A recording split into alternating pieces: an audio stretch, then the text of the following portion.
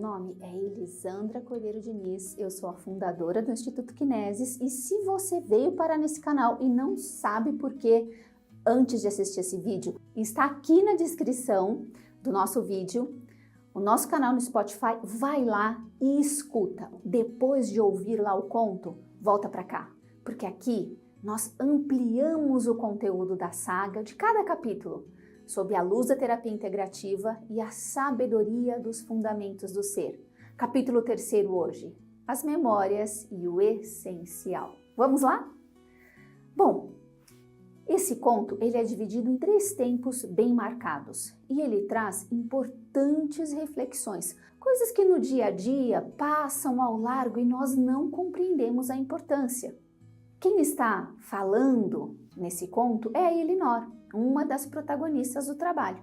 E a Elinor está falando que quando ela era criança, ela ia passar férias na casa dos avós e que ela adorava a organização da casa, o horário que os avós acordavam, o que eles faziam. Ela admirava essa avó pela organização, pela limpeza da casa, pelo bom humor. Ela inclusive coloca a avó no lugar de quem dita o que é certo e o que é errado. Isso é interessante. É o olhar de uma criança. E aqui já vem uma importante reflexão. A dificuldade que os adultos têm com o ritmo e de trazer a importância do ritmo para as crianças. Vejam que quando chega lá no mercado de trabalho e fala, ele não levanta, ele não gosta de trabalhar, ele falta. Para um pouquinho e pensa, o que aconteceu na infância? Será que tinha hora para levantar? Será que tinha horário para tomar o café da manhã? Para tirar o pijama, para sair do quarto? Quais eram as regras que precisavam ser seguidas? É importantíssimo refletir sobre isso, porque na casa dos avós da Elinor, essas regras elas estavam implícitas. É lógico que com o jeitinho da avó, tudo ficava mais leve, porque a avó fazia com boa vontade e ela aderia. Então, ritmo. Muitos dos problemas que se encontram na vida adulta, até a dificuldade que se tem hoje em dia de ter adultos na vida, vem por essa dificuldade com o ritmo. Tem uma razão muito profunda para existir o dia e a noite, para o sol ir se movimentando, para que a gente vá se movimentando, para que a gente faça parte de um movimento muito maior. Esse é um primeiro ponto. Segunda fase do conto, onde a Elinor fala da mãe. Então, se com a avó havia diálogo, se a avó ensinava, o que ela conta da mãe? Que as duas ficavam quietinhas assistindo a novela, ou pelo menos ela não relata diálogo entre ela e a mãe. E nos intervalos a Elinor fazia alguma coisa. Então, se não podia falar porque estava assistindo a novela e no intervalo ela se ausentava para resolver alguma coisa, é lógico que ela e a mãe não estavam ali conversando. Outro ponto, as refeições nessa organização não eram separadas do movimento de assistir televisão. Se assistia a televisão comendo. Então, se a Elinor destaca na avó bons hábitos de uma pessoa que tem ritmo, a mãe também tem ritmo, porque deixava preparada a sopa, porque se programava para assistir a novela, mas será mesmo que o essencial estava salvaguardado? Para e pensa, se a vida tira a mãe ou tira a Elinor, vai dar saudade da novela? Não, né? Vai dar saudade de uma da outra. E aí todo aquele espaço que se existia para conversar, para trocar, para aprender, para ensinar, não foi bem aproveitado.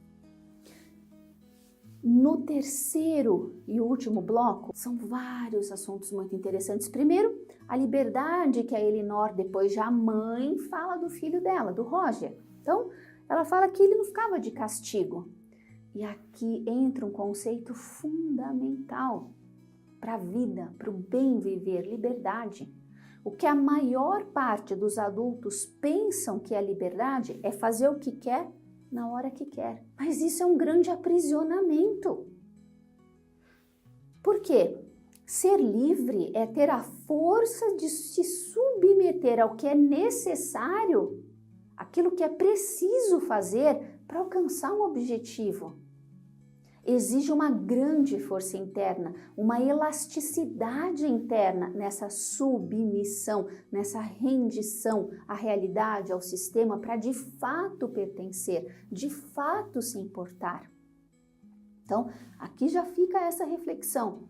Segundo ponto, existe dentro de nós, devido a essas fases, sucessão de dias, noites, estações, meses, anos, o quê? Um amadurecimento, pelo menos deveria. Então, o que a Elinor fala? A poderosa mãe precisou da Elinor bebê, criança, adolescente, jovem, mulher, para depois chegar à mãe. Percebem a necessidade do preparo? Mas depois ela mesma reflete e fala assim, puxa, mas preparo minimiza o fracasso, ou pelo menos as chances de fracasso, mas não é certeza de sucesso. Se a criança não aprendeu o ritmo lá atrás, ela vai ter muita dificuldade de se submeter às regras, ao estudo, ao aprimoramento, ao esforço, às vezes econômico, esforço de privação de sono ou de alimento para alcançar determinados objetivos. E para finalizar, como o preparo, alguém que se dedica, que estuda, que se prepara, que aprende com outros, que se submete às regras, o que consegue preparo, ele não é a certeza do sucesso. Então, imagine que a vida adulta oferece abertura para fazer sem saber. Lembre-se, preparo não é experiência. Preparo é a melhor condição para viver a experiência, mas nada substitui a experiência. E nós, enquanto humanidade, nós estamos vivendo uma ilusão coletiva. Nós achamos que a teoria, ela excede a prática, que a teoria ela é melhor que a prática. Isso nunca vai acontecer, por mais que a teoria prepare. O que realmente traz proficiência, know-how, condições de fazer é a prática. E aí você imagine que se não há diálogo, não há comunicação entre as pessoas, como elas trocam? E essa comunicação é aprendida na família. Sabe aquela coisa, eu não vou nem falar para ele de novo guardar o calçado. Fale quantas vezes for necessário, exija até que ele aprenda. É isso que um bom pai e uma mãe faz. Não desiste da tarefa de educar, porque quem ensina é a escola, mas quem educa são os pais, porque a educação exige vivência, exige contato, exige comunicação. E respondendo à pergunta essencial do título, as memórias e o essencial. Do que será que se trata isso? Depois de tudo isso que eu disse, para você, o que é o essencial? Se você pensou comunicação dentro e fora, gol de placa, você acertou. Comunicação conosco, entre o que a gente pensa e o que a gente sente o tempo todo para que a ação seja o mais equilibrada possível, sem desprezar a nossa emoção, sem desprezar a realidade, para que a gente alcance um objetivo, mas também comunicação com as pessoas que a gente elegeu como pessoas importantes do nosso caminho. É assim que a gente vai construindo aquilo que a gente leva daqui, que é a relação conosco e a relação com as pessoas que a gente ama. É assim que eu me despeço, um forte abraço, fique com Deus e até o nosso próximo vídeo.